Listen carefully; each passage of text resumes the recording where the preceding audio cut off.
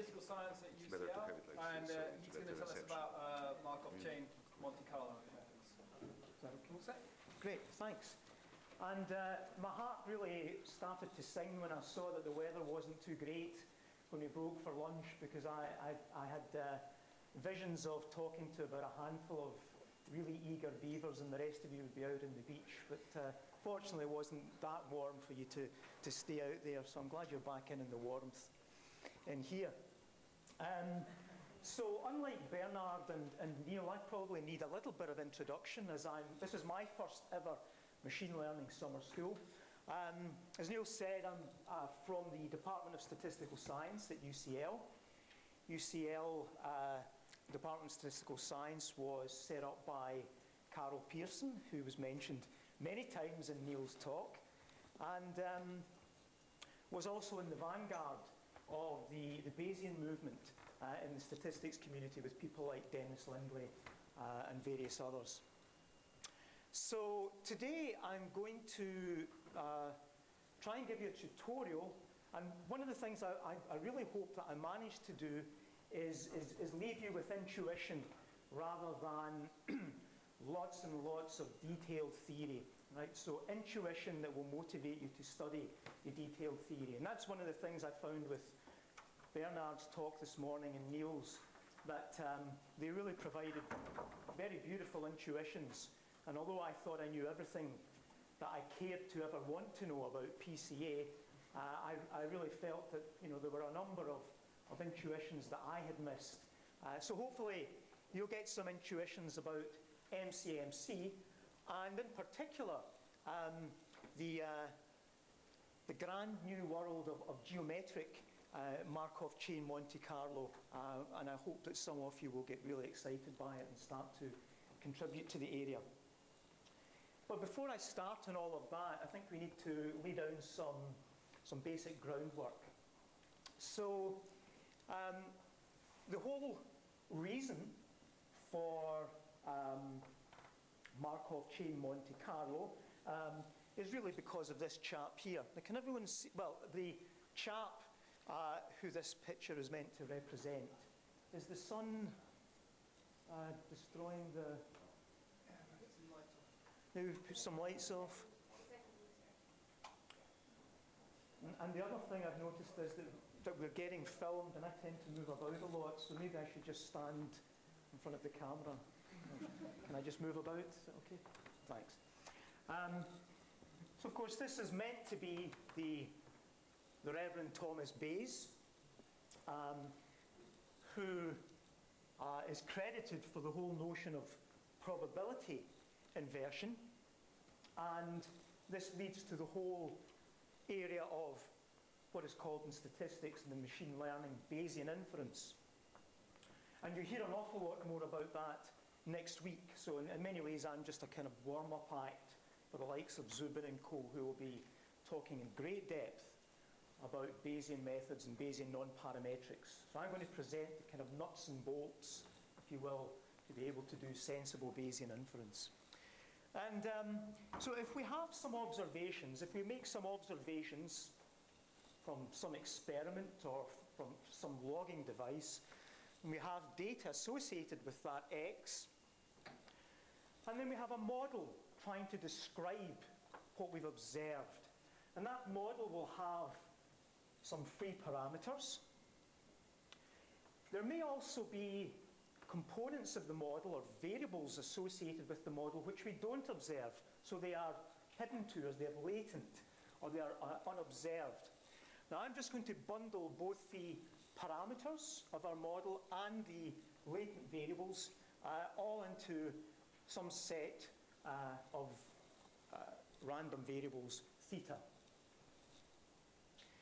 Now, as Bernard mentioned today, and Neil alluded to as well, in Bayesian inference, the key issue that we have to address is how we define a prior distribution over all of the unknowns in our model.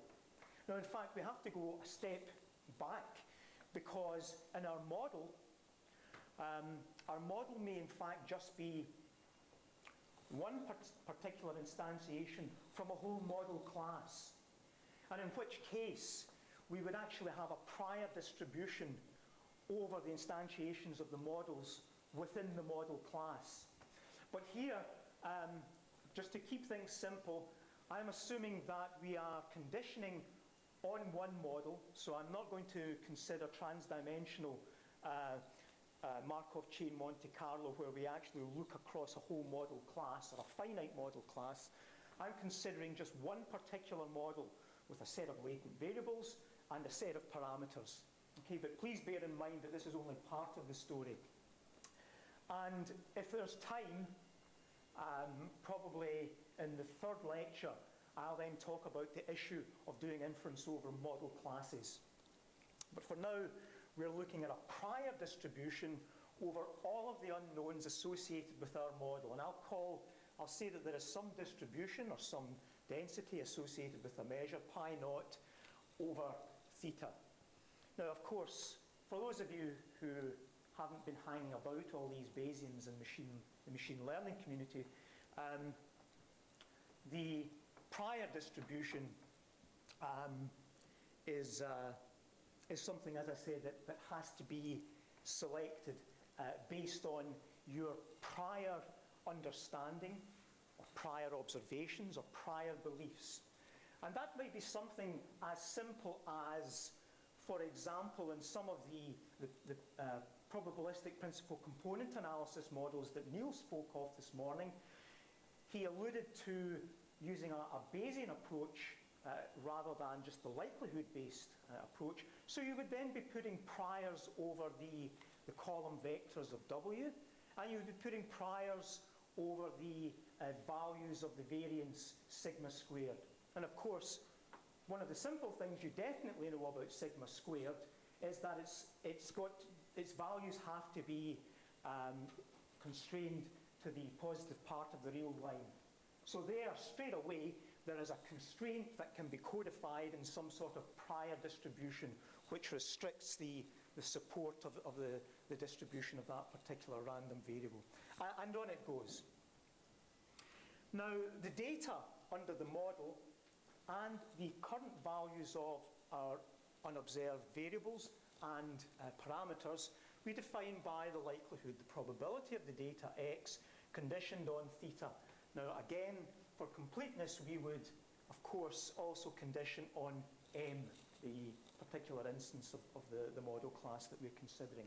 But here I'm just making that implicit. Now, of course, the posterior distribution, which is the whole basis of Bayesian inference, follows just by the application of this simple rule here. So we can invert the likelihood, so this probability can be inverted by multiplying by the prior and then renormalizing so that this is indeed a density functional or an actual distribution. So it would be normalized in this respect here. So what we're doing, what this very simple equation allows us to do, and which has been the basis of a huge amount of infighting within the statistics community for the best part of a couple of centuries, is that we can invert, as I said, the likelihood of our observations given causes to the other way round. Now, until the advent of the methods that I'm going to talk about, MCMC, it didn't really become apparent to a lot of statisticians that in actual fact, Bayesian methods based on models for inference actually work. And once statisticians started to realize that it worked, then all the sort of philosophical issues associated with Bayesian inference started to die away. But I have to say that this is an extremely powerful representation, despite it just simply being a piece of algebra. It is, yes, and I guess Zubin will wax lyrical about the power of the posterior distribution. Now, of course, once we've obtained this posterior distribution, then all subsequent inference regarding the model which underlies our prior and our likelihood requires specific integration with respect to this posterior measure. So say, for example, we were interested in the expected value of some function of the parameters or the variables of interest. We would take the expectation with respect to the posterior. So you'll see this notation quite a lot, the expectation with respect to the measure associated with this conditional theta given x of this function here. So all Bayesian inference requires us to, rather than optimize in the likelihood setting, we have to integrate. We have to perform these multidimensional integrals. This is a stray closing bracket. Okay? And this is all great, but for models of and inference problems of real interest to the natural, to the physical, to the engineering sciences, to economics, finance, what have you, there are very few cases where the prior predictive likelihood, as this is called, or the evidence or the marginal likelihood, is analytic. So in other words, there are very, very few instances where the posterior distribution, which is the capstone of Bayesian inference, can actually be obtained in any analytic form. And because of that, progress in the widespread use of Bayesian inference was largely halted because of this, and was restricted to the choice of a prior distribution and a likelihood which comprised of what was called a conjugate pair, where the distribution of the prior combined with the distribution of the likelihood induced a posterior which had the same functional properties as the prior distribution. Okay, so everything was analytic. There were other cumulant-based expansions, which were, of course, approximations that had been considered as well.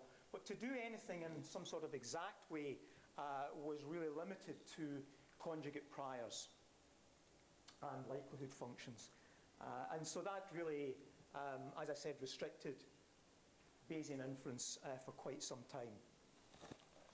But then some statisticians, and all the smart statisticians tend to read papers in physics or hang out with physicists, and they learned of the Monte Carlo principle.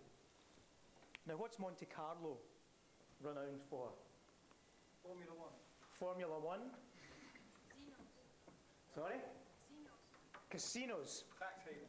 Yeah, well, it's certainly a tax haven. Lots of good cyclists live in Monte Carlo.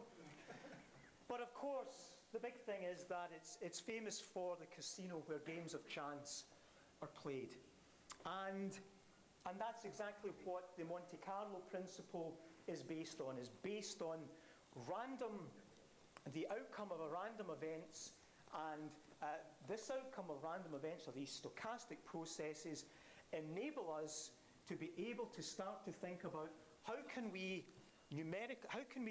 obtain estimates of these integrals, right? Because these integrals are nothing but expectations under a particular measure, right? So based on some sort of stochastic process. So the Monte Carlo principle allows us to obtain an estimate. It's not an approximation, right? It's a statistical estimate of all of these intractable integrals that we are faced with in Bayesian inference. So typically, if we have some function of a random variable and we want to take an expectation with respect to some density and an associated measure, then if this cannot be obtained analytically, we can use stochastic simulation to obtain an estimate as follows.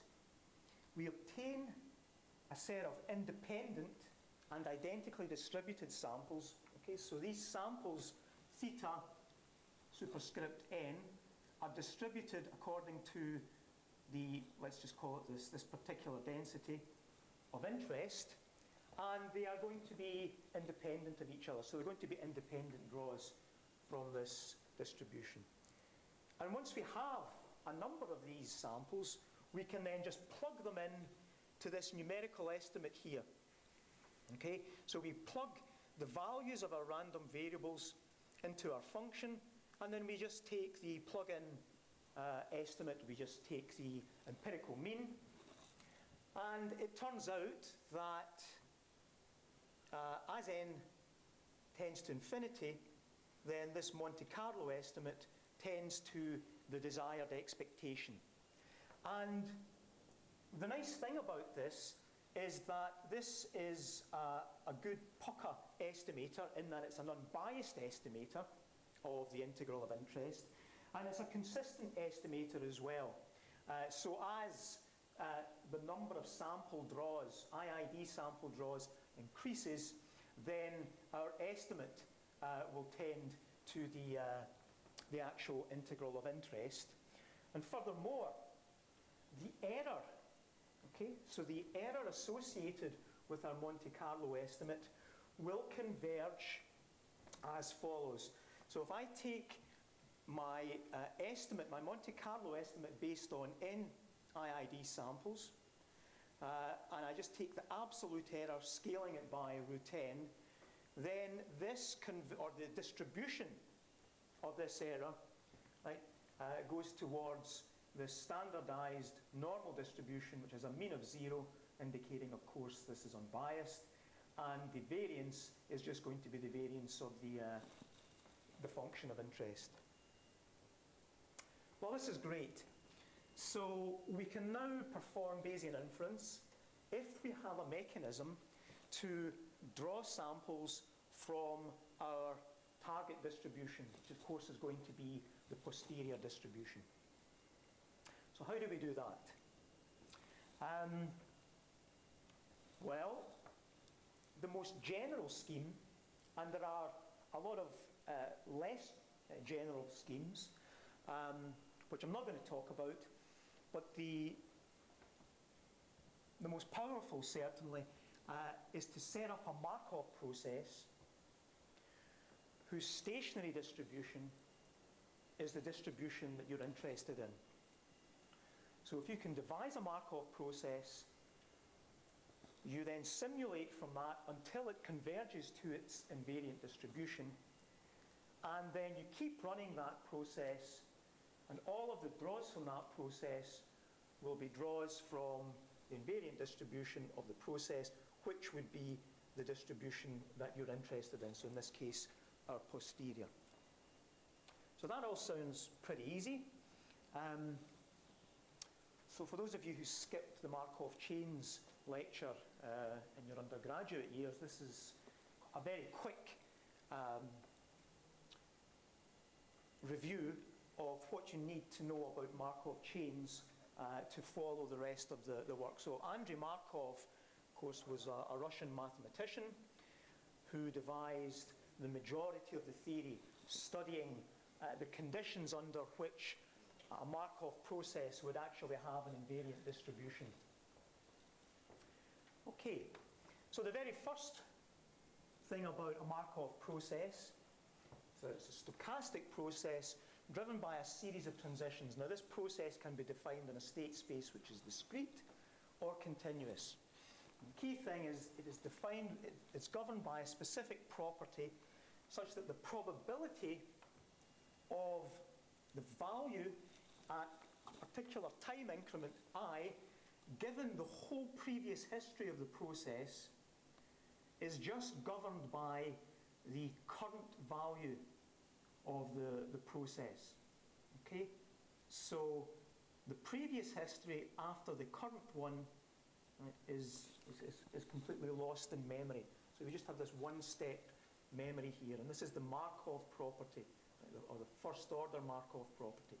The probability of the value of the random variable theta at time increment I is conditional upon the value of the random variable at time increment I minus 1, and everything else is forgotten about. So that's the Markov property. Now we assume that these transitions, so I should say that this is a a probability distribution, okay, and I'm just calling it T to denote some sort of transition or probability of transition. Now the first thing is that to make sure that the analysis is fairly straightforward, the first thing is we assume is that the transition process is invariant to the time increments or to time itself. So in other words, we have a process whose transitions are homogeneous, right? So it's invariant overall T or overall I in this case here. Right? So irrespective of the value of I, whether I is 2, right, or 2002, this transition probability is always going to be the same. Now, because these are transition probabilities, then in the discrete case, if we sum over all the possible values that the random variable can take, then of course this is going to sum to 1. And likewise in the continuous case, the integral is going to equal 1. And here's a very simple example here, a discrete example. We've got 3 states, we'll call them A, B, and C. So the probability of making a transition if the value of the random variable is A, right, at the next step the value is going to be A is 0. So there's never going to be a self-transition. But there's going to be probability 1 that it's going to make a transition to state A, to state B. Okay? And likewise down here, if the value is C, then there's a 0.6 probability of making a transition to A, probability 0.4 of making a transition to B, and of course this sums to 1, so there's 0 probability that it's going to make a transition to C. Very standard. So this is a stochastic matrix whose rows each sum to 1 to satisfy this condition here. Right, let's just pluck a particular set of probabilities from the A, and let's say that pi at time 1, theta 1, is just equal to whatever this is here, 0.5, 0.2, and 0.3. So the probability of observing your random variable being in state A is going to be about half, and then the rest of the probability is split roughly 50-50 between being in state B and state C. Now, what happens one transition after? Well, one transition after, we then can compute what the probability of each of this, of being unconditional in each of the states will be by simply multiplying probabilities that we are in at time 1, right, by the overall set of transition probabilities.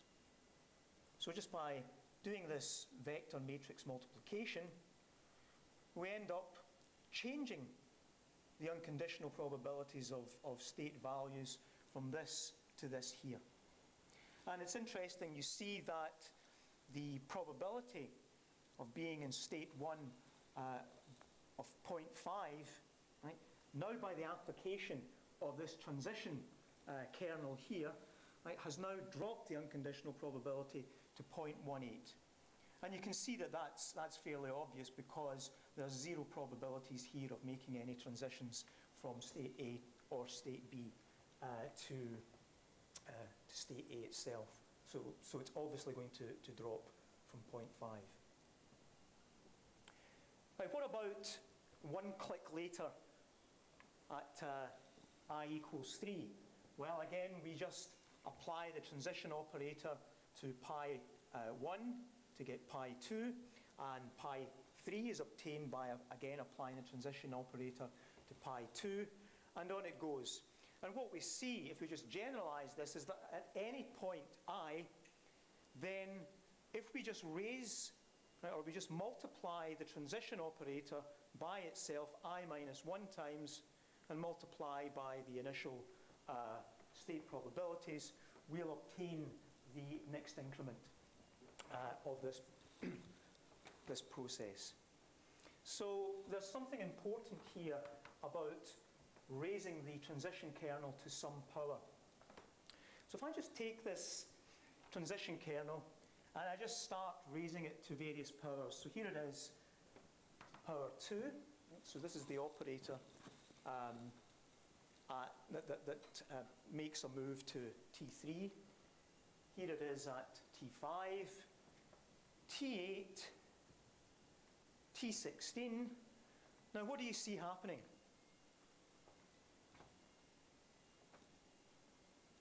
What do you see happening? Oh,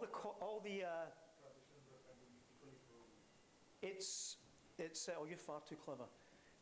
Yeah, exactly. What's happening is that the rank of this matrix, first of all, is collapsing, and what we find is that all of the rows, right, are exactly identical. And what we find is that if we were to continue this process, in fact, T64 is more than enough, but certainly if we were to run it indefinitely, then what we would end up with is that irrespective of the initial conditions, the initial distribution over states, that if we apply this transition kernel, because these are all the same value, and because the values in here were all summed to 1, then this in essence ensures that this distribution is always going to be constant. It's going to be invariant. And what's happened now is that we've reached the invariant distribution of the Markov process defined by this transition kernel, this transition operator here. Okay, well, I guess that's all fairly straightforward stuff and things that a lot of you have probably forgotten about from undergraduate studies. But just suffice to say that the Markov chain, it converges to an invariant distribution of the chain, right? The invariant distribution is defined by the transition operator. It is completely independent of the initial conditions or the initial state of the process. Now, the transition operator T has to be what's called irreducible. So in other words, the graph that defines the various transitions has to be fully connected, right? And if it's fully connected, then that graph can't be split into smaller subgraphs, because if the overall graph isn't fully connected and it can be partitioned into more than 2, or certainly more than 1, then what it means is that there will be 0 probabilities of actually moving from one state to the other. And what we really want is the process to be fully connected so that there's non-zero probability of moving from one state to another. Okay, so for the invariant distribution to exist, then the transition operator has to be irreducible. Another property is that the chain has to be aperiodic. So if you think about our transition operator, if we had 1s on the diagonal, so as soon as we reached a particular value, say A, then the probability of making a transition to A is 1. The probability of making a transition to A is 1, and always will be. We will never move out of this cycle, as it were. So the chain has to be aperiodic. Right? So there has to be absolutely no cycles at all which have probability 1 of the process remaining in. Now, the main subject of study in Markov chain theory is defining the conditions for which an invariant distribution exists and then verifying what those are. And I've given some of them here. Now, one sufficient condition that is required is that the chain has to be what's called reversible. For the physicists amongst you, you'll understand this as satisfying what's called detailed balance. So in other words, the unconditional probability of taking on values theta at I minus 1, followed by making the transition to theta I, right, given theta I minus 1, has got to be equal to the reverse probability. Right? Starting at theta I and then making the transition backwards to the value of theta at I minus 1. And that has to hold for all values of theta. So that's the detailed balance condition. So this is a very important condition. Why? Well, because it's sufficient that if the transition operator satisfies this reversibility, and satisfies detailed balance, then an invariant distribution exists. And let's just remember that what we're trying to do is we're trying to devise a Markov process whose invariant distribution will be the posterior that we're interested in drawing samples from. And just to show that this actually indeed retains the invariant distribution, if we just sum over all values of theta at I minus 1, then we see the condition here holds. So this invariant distribution, so this is just like the Chapman-Kolmogorov equations. Okay, so for detailed balance to exist, then there will be an invariant distribution that satisfies these equations here.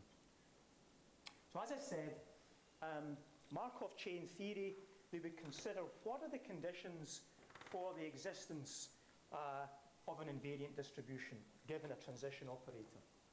But we're actually interested in the opposite thing. We know what the invariant distribution is. We know the invariant distribution that we want. So how do we then obtain a transition operator that guarantees that the invariant distribution of the chain is the posterior of interest? And that's what I'm going to come to now. Now, in most machine learning lectures or texts that I've read, the Metropolis-Hastings algorithm is presented as the Metropolis-Hastings algorithm. But what I'm going to do today is I'm going to go through a derivation and proof of the method so that you really understand what's going on, so that those of you who want to study this area further, you'll at least understand what what the constraints are. And for those of you that really don't want to study this area any further, well, you'll be better educated than you were by the time before you came to La Palma. So the Metropolis-Hastings algorithm. Well, here's a picture of Nick Metropolis, who along with Taylor and some others, a man and wife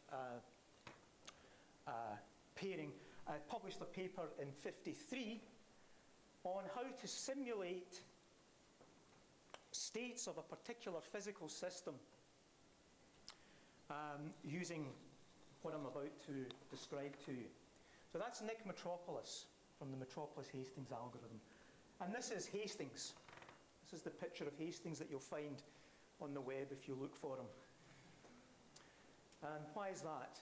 Well, poor Hastings in 1970 published a paper in Biometrica which generalized the Metropolis algorithm.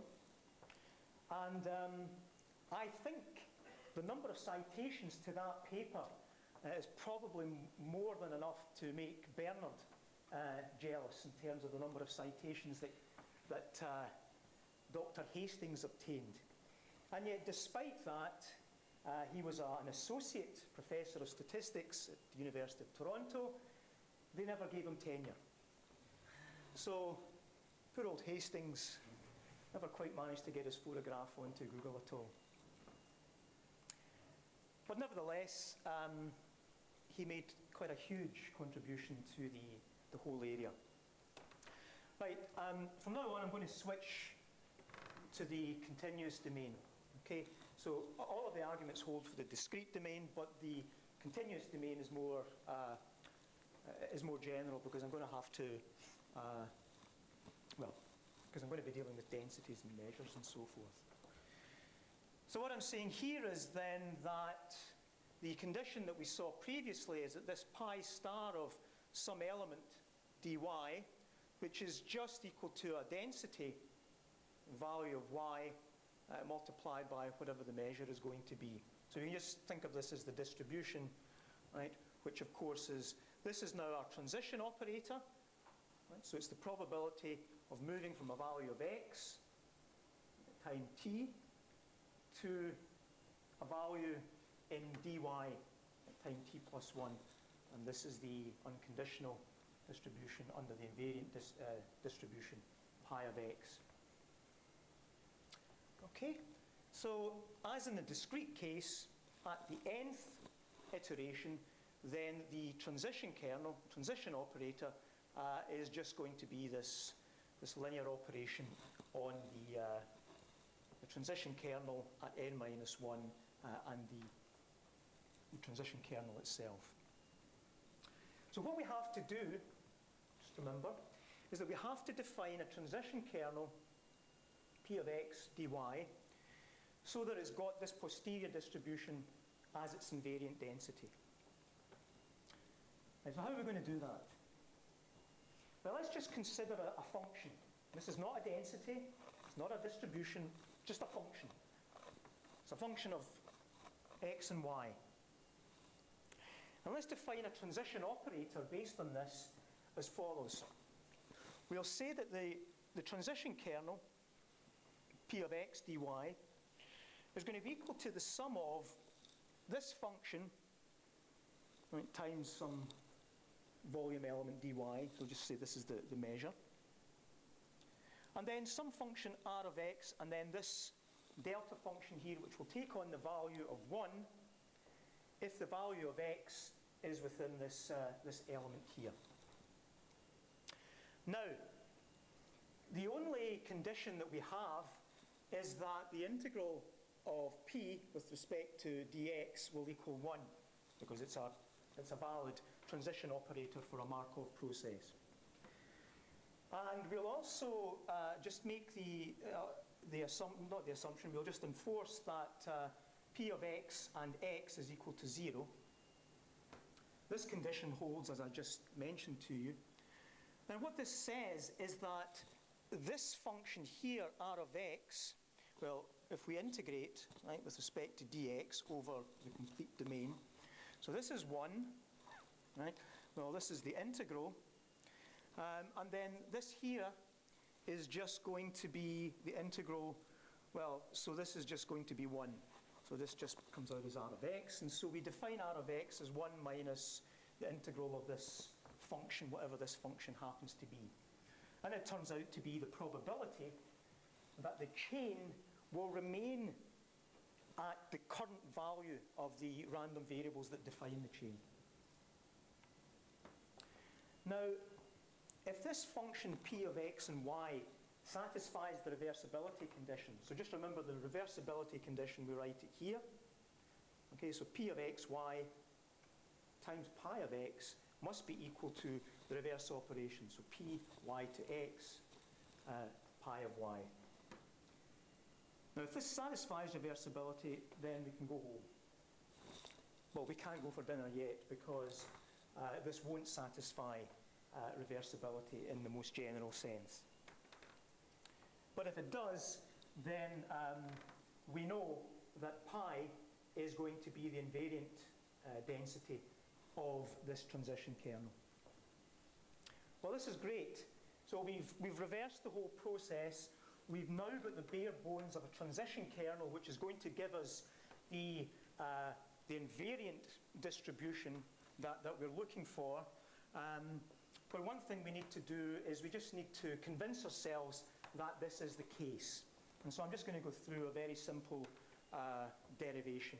So the first thing that we do is that we take this transition operator and we apply the pi of x to it and then integrate, okay, over the whole domain. So if we just plug in pi of x and the integral over d of x into the expression on the right-hand side, then we get this here. Now, what I've got here, right, is an expression which is defining this region A. Okay, so I'm integrating the random variable y over this particular region A. We have the pi of x integrated with respect to d of x, and then we have the same deal here. So if we just shuffle things about here to make things a bit tidier, and we just notice that for x, so this delta function in essence restricts the domain of integration here to the region A. So that's all fine. As I said, all that we've done here is we've just shuffled things about. We've done nothing else. Now, if this is reversible, then we can say that p of xy, pi of x dx is equal to pi of yx, p of yx, pi of y dx. Okay? Everyone happy with that? So I'm assuming that if this is reversible, then I can replace this expression with this here. I can work this out, and it turns out, of course, that this is just going to be 1 minus the this is going to be the probability of just remaining at the value y, and then of course we're going to have to integrate over a with respect to pi y dy. This hasn't changed at all, and you can see straight away what's going to happen is that these terms are going to cancel out, and we're just going to be left with the integral of pi of y dy with respect to a, which of course is the distribution that we're interested in.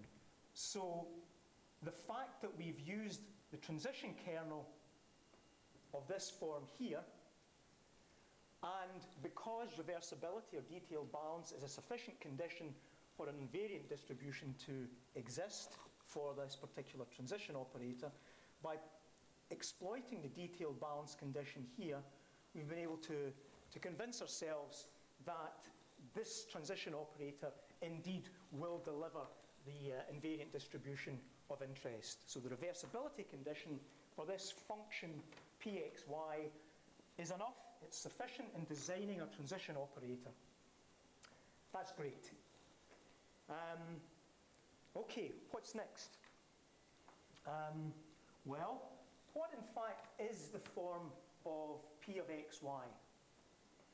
Right, so we've got our transition kernel. Now we need to start to put some meat over these bones. Okay, let's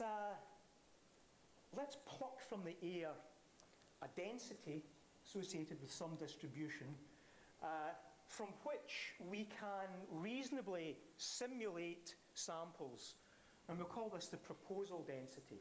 So this is a density that would be amenable to, as I said, simulating random variables from in an easy manner. A normal distribution, a uniform distribution, whatever. Right? Some arbitrary distribution. And we'll call it Q of xy. Right? So the probability that given particular values x, we will then generate values y. So of course this is a density, so it satisfies all the usual criteria. If it satisfies, if Q of xy is reversible, job's done. The thing is, it might not be reversible. And it might not be reversible for a number of, well, for two reasons in particular. One is the following. It may be that the detailed balance condition reduces to an inequality. So for example, here, instead of having an equality, we might have the fact that Q of xy times pi of x is always greater than the reverse. So in other words, the number of transitions from x to y occurs too often, right, to ensure the balance condition. Well, we can sort that out by rebalancing both sides. Right? So we could introduce another probability, we'll call it alpha, which again will be a function of x and y, and we can define that in some way to ensure that this inequality will always go back to an equality. So in this case here, for example, we would want alpha x of y to be smaller than 1 in some way, because we want to reduce this value to be in line with the right-hand side. So we can establish reversibility by defining, by augmenting this with alpha xy. So we now have pi of x, the value of our proposal distribution, and then the value of this acceptance probability. And then likewise, on the reverse side, we'll have this value of the acceptance probability, but in the reverse direction. Well, that's great. So by definition, we've enforced reversibility. But we now need to define what what sort of functional form this alpha x of y is going to be. Well, it's a distribution, so the maximum value is going to be set to 1. So in that case then, we'll set, for this condition here, we'll set this to 1. Okay, so our balance condition looks like this. And then some primary school algebra just tells us that the acceptance probability has to take the form of the probability under the desired distribution of y multiplied by the proposal distribution in the reverse direction, and that's divided by the density at x under the desired distribution and then the forward proposal distribution. So in other words, okay, right, so I've made the argument for when the left-hand side is larger than the right-hand side. I'll leave it to you as a homework exercise to figure out what, in fact, don't even do it for homework because it's trivial. It's just the reverse, and it all works out the same. So what this means is that, again, if you just remind you, the p function here, which I said it wasn't a density, it's just some arbitrary function, is now looking like this here. Where is it? Yeah.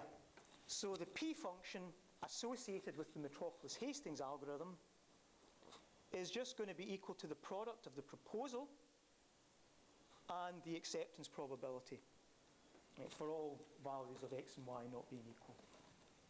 And the acceptance probability is just going to be equal to the minimum of its maximum value, which was in the case that I showed you there, 1, or the ratio that popped out when we enforced the reversibility condition.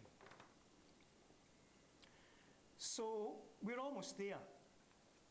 So the overall transition kernel that we come up with turns out to be, well, our p function is just proposal times acceptance plus the probability of staying in a particular position and then just defined by the delta function. This, by the way that we have defined it and we have developed it, is reversible, and therefore pi of x will be its invariant density. So the Metropolis-Hastings algorithm, I mean, all it really is, the algorithm is just a way of representing the transition operator. But it's defined by this proposal distribution, and that requires to be chosen. Everything else is defined for us. Pi is what we want. Q is something that we have to select. Okay, so this acceptance probability, this ratio here, so for any density, which we can write as the unnormalized form divided by its normalizing constant, okay, then just boils down to this here. So the troublesome normalizing constant, which beleaguered Bayesian or closet Bayesian statisticians in the 50s, 60s, and 70s, has now disappeared. So we no longer have to concern ourselves with trying to be able to analytically obtain the normalizing constant or the evidence or the marginal likelihood or the, what do physicists call it? The partition function. It's not needed in this case here. So this is absolutely great, right? Pretty awesome. And in fact, we can even go further. So if the proposal distribution is actually symmetric, now symmetry doesn't mean reversibility, but it's symmetric in its arguments. So if we take a normal distribution, right, for x with a mean of y in some covariance structure, then of course there's a symmetry, right? So they're both the same. Well, it turns out then that these two proposals are going to cancel out, and the acceptance probability is just going to be the ratio of the unnormalized densities. That's nice. Now, what does this mean? Well, it suggests, for one thing, that if your proposal mechanism, right, takes the chain into a region where the density is higher, then that move is always going to be accepted, because this is always going to be greater than 1. So what this means is that the Metropolis-Hastings algorithm is reacting to the local density structure, right? So if it moves into a region of higher density, it's going to be accepted. Right? So there's always going to be a force, right, pushing the chain into regions of high density. However, moves into regions of lower density are going to be accepted not with probability 0, but with some probability, with whatever that ratio happens to be. And that means then that we get a process which will explore the support of the distribution, right, at the frequency that's required to ensure appropriate coverage of the invariant distribution. So this looks great. So typically, what would normally take 30 seconds in a standard machine learning lecture would be this here. So this is the Metropolis-Hastings algorithm, as you would code it up, right? So you just simulate from your proposal distribution, then you draw a uniform number between 0 and 1, just so that you can accept or reject with probability alpha. And then you just set the value of the chain to whatever you've drawn from your proposal distribution if the acceptance probability dictates, or otherwise we stay in the same position, and we just keep doing that. So hopefully, I guess most of you have probably coded the Metropolis algorithm, but I hope that you've got a better feel for the sort of mechanisms underlying this very, very general MCMC method.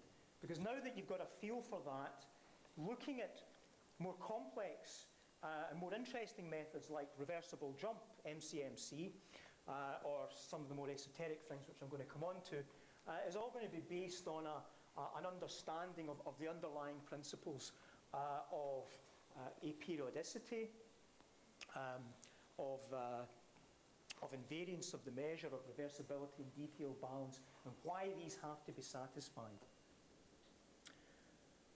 Okay, yeah, this is some R code. For those of the R aficionados here, this is the Metropolis-Hastings algorithm in R, where the target density is just a standardized normal, and the proposal distribution is just a uniform distribution between plus and minus some value, whatever. Okay. So that's it. That's the Metropolis-Hastings algorithm. And it's the basis pretty much on which all MCMC and all the cutting-edge MCMC methodology that's being developed these days is based on this here. So you can bluff your way through any party full of computational statisticians and so forth now that you can understand what reversibility and so forth, why it's so important. Okay, any questions? That looks like you've been, right? Are we discrete time domain or continuous time? This is discrete. Because I was confused. You are using the word process and Markov Yes. process. So this is a discrete Markov process rather than a continuous one. Yeah. And I'm not going to be talking about continuous processes. Actually, I am. I tell a lie. I am. But as an application. The sum produced by this algorithm are going to be IID? No. Very good. So remember that for the Monte Carlo estimate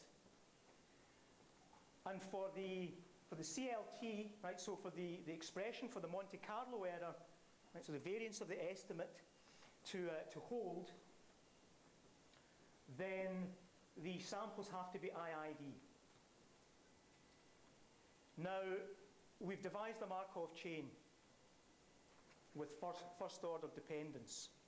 So the samples are going to be, they're going to have first order correlation.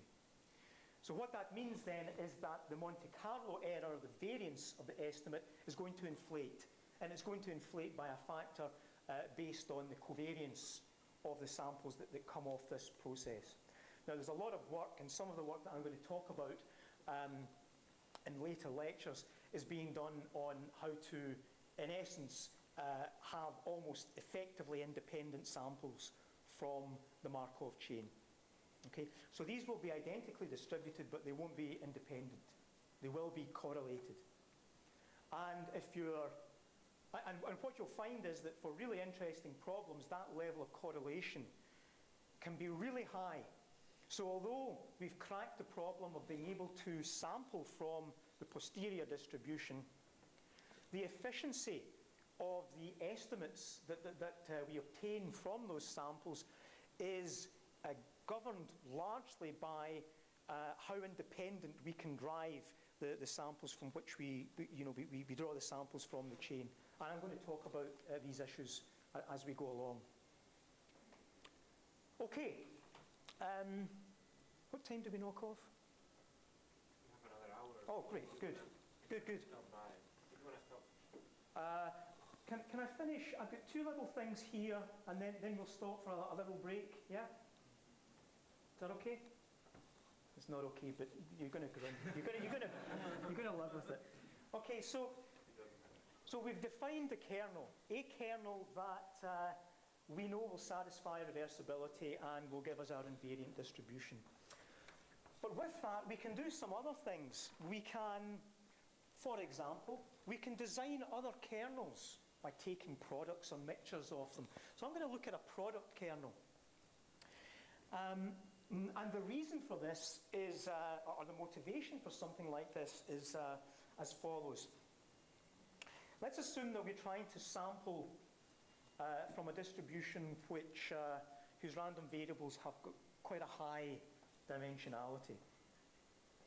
Then what you probably find, in fact what you do find, is that the probability of acceptance is going to be very low unless you are very clever in the way that you devise your proposal distribution. And as I said, I'm going to talk a lot about that in the coming lectures. So if the target density is high dimensional and multivariate, one thing that we could do is we could break up these vectors into little sub-blocks, and then we could try and run proposals and chains on these sub-blocks, right? So this might be a kind of reasonable way of designing proposals that would allow us to have a reasonable level of acceptance probability. But of course the question is, well, I mean, would doing something like this ensure convergence to the correct target? So let's take let's say that X is a vector now in a two-dimensional space, right? So X1 and X2 are the components. And we're going to say that we've got a conditional transition kernel, P1, which moves X1, okay, so the X1 component into D1, conditional on X2 taking a particular value, right? And this transition kernel is going to have an invariant density, which is going to be the conditional, right, of X1 given a particular fixed value of X2. And likewise, we'll have a transition kernel P2, which does the same operation on the second component of the vector, right? And it will have its own invariant density, pi 2 given 1, given a fixed value for X1. And of course, the standard conditions apply in terms of invariance. And what I'm stating is that the product of these two kernels has an invariant density, which is the joint density that we're interested in. Right? Now, I've taken it to the simplest case where this is a two-dimensional vector right? And each of these is just a univariate thing. But these could actually be blocks of different dimension. Okay, so this would all still hold. Okay, could someone volunteer to prove this? Put the whiteboard here. Did I see your hand up? He's pretending he didn't see you. Okay, it's actually fairly straightforward, and the mechanics are very similar to what we did for the simple case. But let's just go through it. So first of all, the product kernel. So here's our kernel, and here's the invariant distribution. Okay, so we can just do a bit of jiggling about. The key thing here is that we'll split this density into its conditional and its unconditional component. And what we'll then find is that this here, by definition, is just going to be the conditional invariant for the transition kernel pi1. Now what we'll do is we'll rewrite this using Bayes' rule, so that this is pi of 2 given 1, right? So I've just rewritten this in this form here. And this, of course, comes out of the brackets. These cancel. This integral, of course, then gives us the conditional distribution that we're interested in, and this product form ensures that the joint distribution comes out from the application of this product of transition kernels. So it's all good. How many of you heard of the Gibbs sampler? Well, not as many as I thought. Well, the Gibbs sampler is nothing but a special instance of the Metropolis-Hastings algorithm. Because what we're going to do is we're going to say that we're going to set the transition kernels to be equal to the conditional distributions, right? So the exact conditional distributions that of the joint distribution that we're interested in. So if we devise our acceptance probability and we plug these in, then again some primary school algebra takes us to the fact that these all cancel out and we end up with an acceptance probability of 1. So in other words, if we can obtain the exact conditional distributions and simulate from those, right, we accept every draw with probability 1, and we know that by simulating repeatedly from these exact conditionals, then this Markov chain will have an invariant distribution, which is the joint distribution that we're interested in. So the Gibbs sampler, as I said, is just another choice of whatever the transition kernel is for the Metropolis-Hastings algorithm. So I'll close on this, we'll break for this point here. Let's take a bivariate Gaussian as an example. So we're going to say that our target distribution is a Gaussian which has a mean of 0 and has a covariance structure such that the variance is 1 and the covariance structure is governed by this coefficient rho here. Okay? Now for the Metropolis-Hastings algorithm, let's define a proposal mechanism which is a normal, and I guess the only thing that we can do here is we can say, well, the covariance structure of our proposal mechanism is going to have some parameter, a width parameter, sigma. Okay, so if I work out my acceptance probability for this target density, then again it just turns out to be the ratio of the unnormalized densities of the target distribution, which is just going to be the exponential at the proposal value over the exponential of this quadratic form at the current value. Now,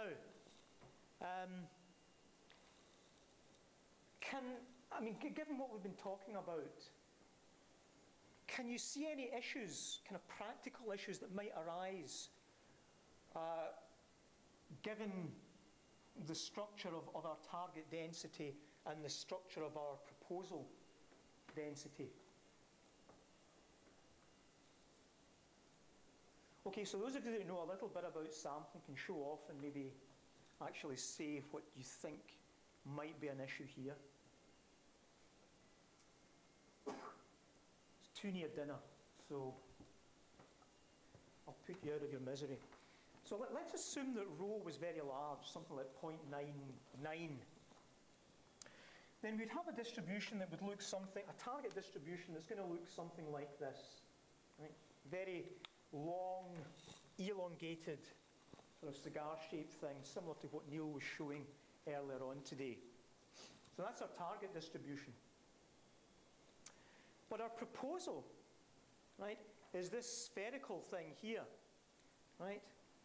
So it's going to have spherical covariance whose radius is proportional to sigma.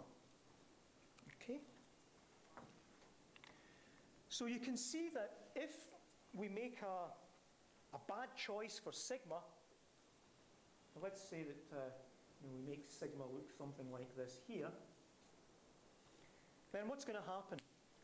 Well, if we are currently at this point, which is no use, if we're currently at this point here, right, I should actually sample with replacement. Without replacement, I should say. So let's say that sigma is defining some sort of sphere like this. Then it's very probable that we're going to get proposals in these regions here. So what this means is that the probability of acceptance for these samples is going to be very low because of this ratio here. Here, on the other hand, is probably not going to be too bad. But what this means is that the acceptance probability, so the number of proposals that you have to make before the chain actually moves anywhere, is going to be very large. And so it's absolutely clear that this proposal mechanism is going to be really critical in being able to devise an efficient chain. An efficient chain, and what I mean by efficient, I mean efficient in terms of the computation, because there's going to be a cost associated with making a proposal and then assessing whether it gets accepted or rejected. But furthermore, you were asking the question about the IID nature of the chain. Remember that if we make a proposal, so we're here, we make a proposal here, it gets rejected, the chain stays where it is. We'll make another proposal, it gets rejected, the chain stays where it is. And so what you end up with is a chain that might be staying in the same place for long periods of time. And what does this do? It adds to the correlation structure, and therefore it inflates the variance of the Monte Carlo estimates that you're going to be using these samples for. So this, in actual fact, is a very serious issue, and one that we're going to try and address later on. So this seems to be quite troublesome. We're going to have to tune this thing. This is a pain. But our target density is a two-dimensional Gaussian. Well, this is great. We can get the exact conditional distributions and have a Gibbs sampler. So everything's going to be accepted, right? Everything's accepted with probability 1. So the problem's solved. Well, is it really? Let's look at the form of the exact conditionals. So here they are here. So for a current value of x2, then the exact conditional is equal to the correlation coefficient, right? It scales the current value. And then the variance is 1 minus rho squared. And that's the same for both of these conditionals. But it doesn't matter. We just simulate these. We accept all of them. Is there a problem here? Yeah? What's the problem? When rho is close to 1, you will stay with. Yeah, exactly. So for the example that we've got here, rho 0.99 or whatever,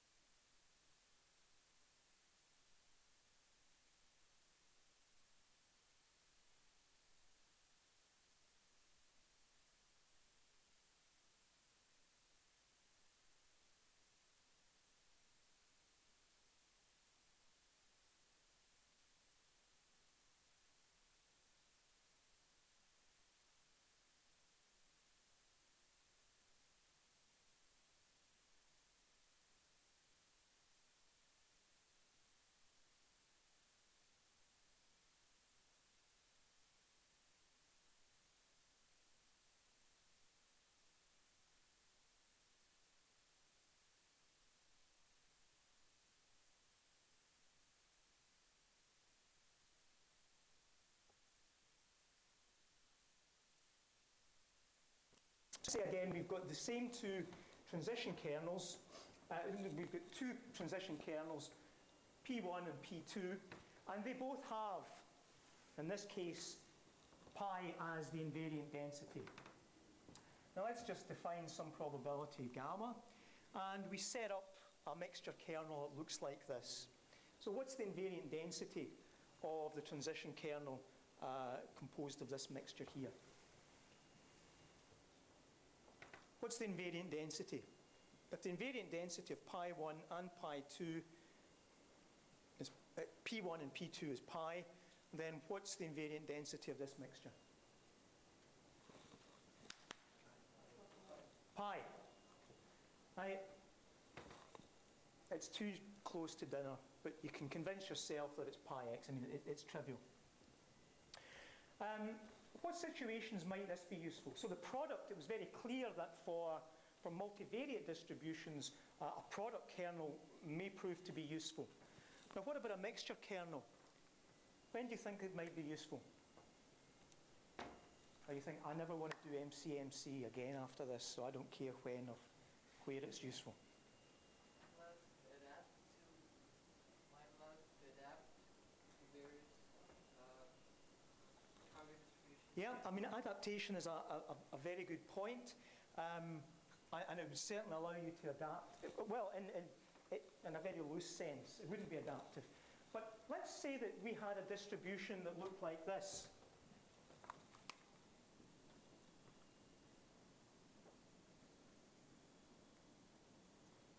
I don't know if you can see that, but it's basically just one bump separated at the tails by another little bump. Well, what you could in actual fact do here, so the problem that we're going to have is that when the Markov chain is in here, remember that the Hastings ratio showed us that, that if we make a proposal to move into a region of higher density, right, it's always going to be accepted. And if we make a proposal to move into a region of lower density, it's going to be accepted with probability which is equal to the ratio of the two probabilities. So if we're here, right, and we make a proposal here, well, fine, we're going to do lots of exploration here. But we want to get over here. So let's imagine that we make a proposal to here.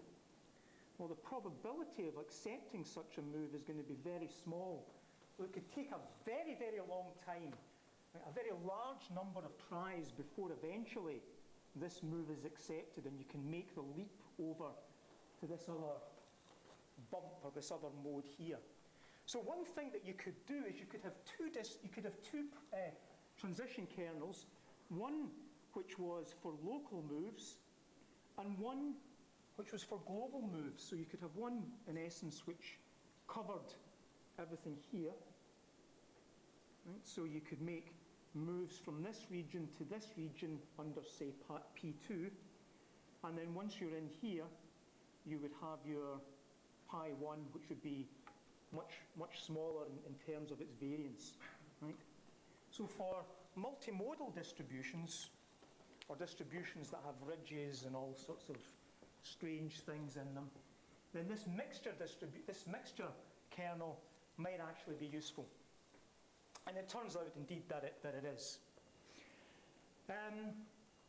Okay, we talked about the fact that Monte Carlo estimates require IID samples, and you preempted this slide here. The other thing, of course, is how long do we have to wait before the chain is converged and so forth. Right, shall we take a, I don't know, 10-minute break? Any questions? What's for dinner? Okay, I'll see you in 10 minutes.